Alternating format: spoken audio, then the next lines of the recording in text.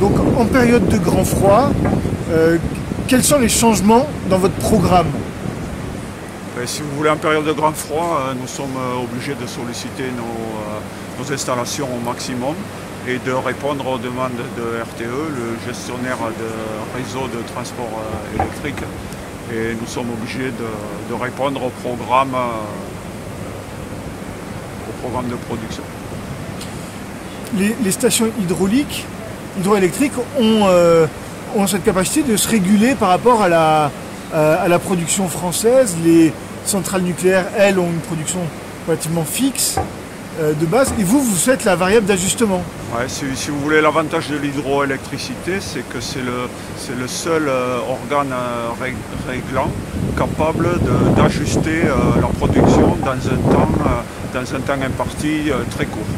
Si vous voulez, en 4 minutes, on peut injecter le maximum de notre production sur le réseau. C'est un avantage très important pour pouvoir ajuster la puissance sur le réseau. Voilà. Et votre production vient des bassins, des barrages, de l'eau que vous pouvez stocker, contrairement à les autres formes d'électricité qui ne sont pas capables de se stocker en production. Voilà, si vous voulez, l'avantage de l'hydroélectricité derrière les grands barrages, je le dis derrière les grands barrages parce qu'il faut avoir une réserve importante, c'est ce qui nous permet, si vous voulez, de réagir et d'ajuster la puissance en fonction de la demande du RTE.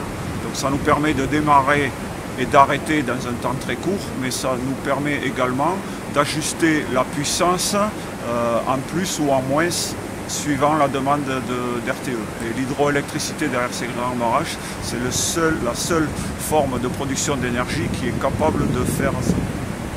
Et où en est-on alors des barrages? Là, en cette période de grand froid, vous devez puiser un maximum.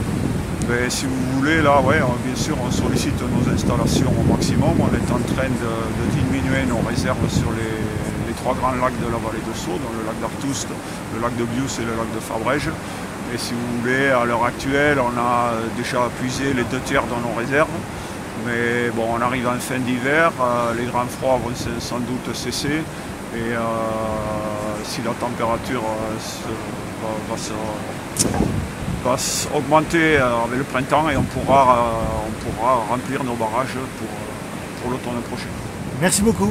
Voilà, merci à vous.